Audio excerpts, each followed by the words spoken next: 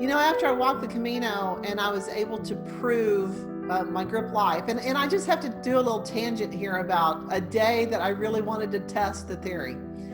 There's a mountain that you have to climb, a second mountain, because my journey started out by crossing the Pyrenees. The first day you get to cross the Pyrenees, and I was traveling in April and there was snow on the ground still, and then you get to the Meseta and it's flat, and then you get to this one mountain, and I met people along the way, and I was on Facebook and keeping up with them, and there were some horses that you could ride up this mountain.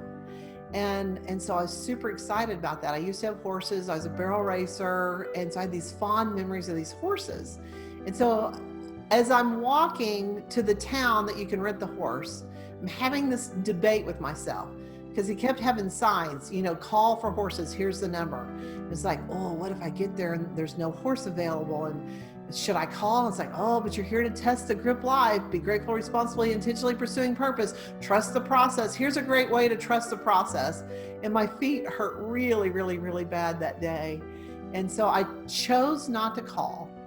And I got to the town and I went down to this hotel, and it was the wrong, no, go back to the path, and he's further down the way. And so I added extra steps to my day, and I'm just like dragging, and I get there, and sure enough, there's a horse waiting for me. And I had to send my pack in a taxi, so I didn't want to ride this horse with my heavy backpack, and I really wanted to enjoy the experience.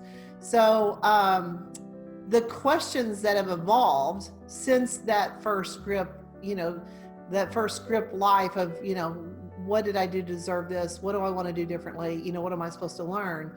Have evolved to 3 questions that now I feel like are better questions to ask in life. And so the first question is, how do I want to experience life? Do I want to be rushed, or do I want to be calm and enjoy life? And so I used to be that person that was the last one on the plane, huffing and puffing and dragging my bag, and all the other people are like, oh, it's her, Well, now with that question, Gerald and I show up at the airport 2 hours in advance. We have a cup of coffee. We enjoy ourselves. So how do you want to experience life? And you get to make choices in how you want to do that really, really impact your life. And then the second question is, how do you want to be remembered? Because ideally, we want to, for me, I want to be remembered as a loving and kind person.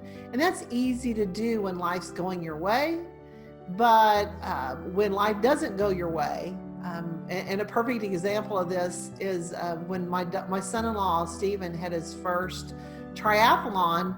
I made a reservation at the Woodlands, the Woodlands, Texas. And then when I went to check in, I found out I had a reservation in Woodlands, California. And so the lady at the front desk was like, I'm sorry, I don't have a reservation for you tonight. And then she checked, and sure enough, I had one reserved in California. And I said, well, is there one tomorrow night? Because we were going to spend 2 nights there. She goes, yeah, I can get you in tomorrow night. I said, great.